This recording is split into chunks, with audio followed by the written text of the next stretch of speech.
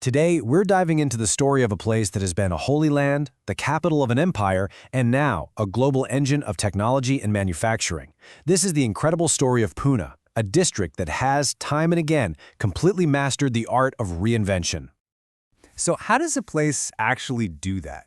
I mean, really think about it. How does a region manage to navigate centuries of change, to not just survive, but to constantly get stronger by completely redefining itself?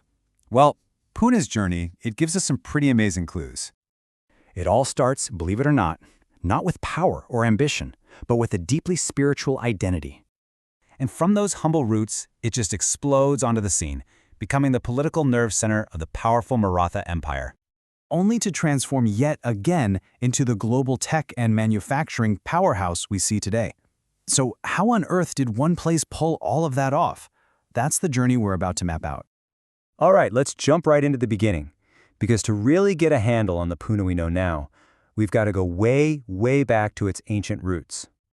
You see, long before it was a capital or some industrial giant, Pune's entire identity was cultural. Its first known name, Punya Vishaya, which literally means the Holy Land, shows up in texts from as far back as 758 CE.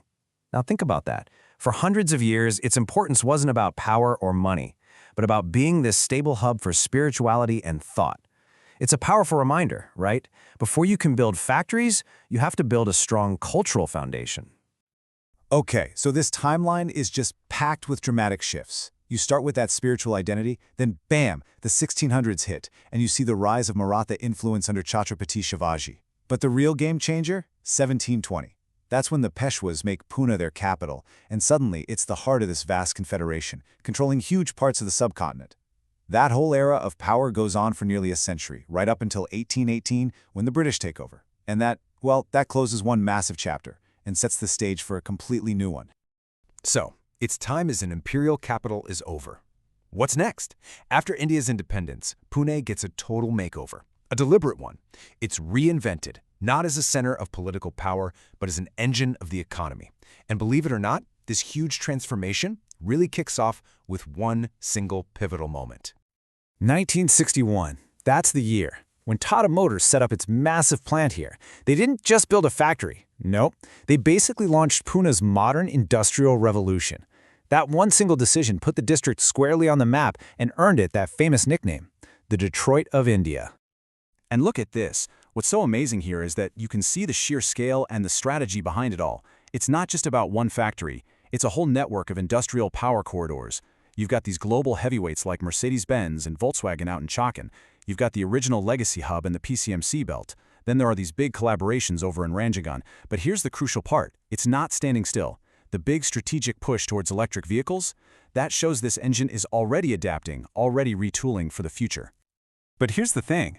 Manufacturing is only one side of the coin.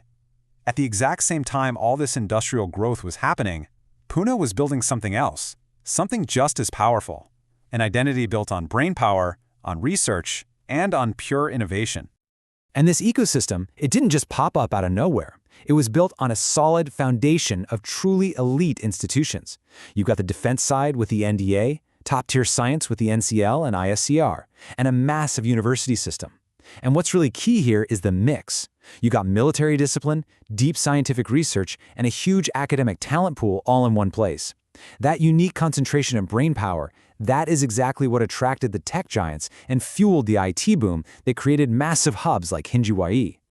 But there's a catch to being a knowledge capital, and this chart shows it perfectly. Yeah, the overall literacy rate looks pretty high, but when you dig a little deeper, you see the benefits are not being spread evenly at all. There's a pretty significant gap between the urban and rural areas, and it hits rural women the hardest. It's a stark reminder that all the incredible economic opportunity being created in the city, well, it isn't fully reaching everyone in the surrounding regions. So here's the paradox, right? All of this incredible, multifaceted growth has created a brand new set of really complex challenges. Pune's future, it turns out, now depends entirely on how it manages the consequences of its own success. So what are the biggest threats to this success story? Well, they fall into two main buckets. On one hand, you have acute shocks. These are the sudden disasters, like those devastating flash floods we've seen, made even worse by all the rapid construction. And on the other hand, you've got the chronic stresses. These are the slow burn problems that wear the city down every single day. You know, the soul-crushing traffic, the pollution, and that constant struggle for water. Okay, so what's the path forward? The analysis points to a clear three-part roadmap for a more resilient future. First, you have to re-engineer the city to handle water better. That means reversing the effects of all that concrete and protecting the floodplains.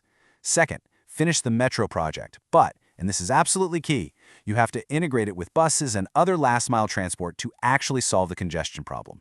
And third, you've got a plan for smarter suburban growth, making sure new developments have their own schools, hospitals, and amenities right from the start. And all of this brings us right back to where we started. Throughout its long history, Pune has shown this remarkable ability to adapt, to transform, to completely reinvent itself. The challenge now is whether it can harness that same deep legacy of resilience to solve these very modern problems of growth and build a future that is not only prosperous, but one that is truly sustainable.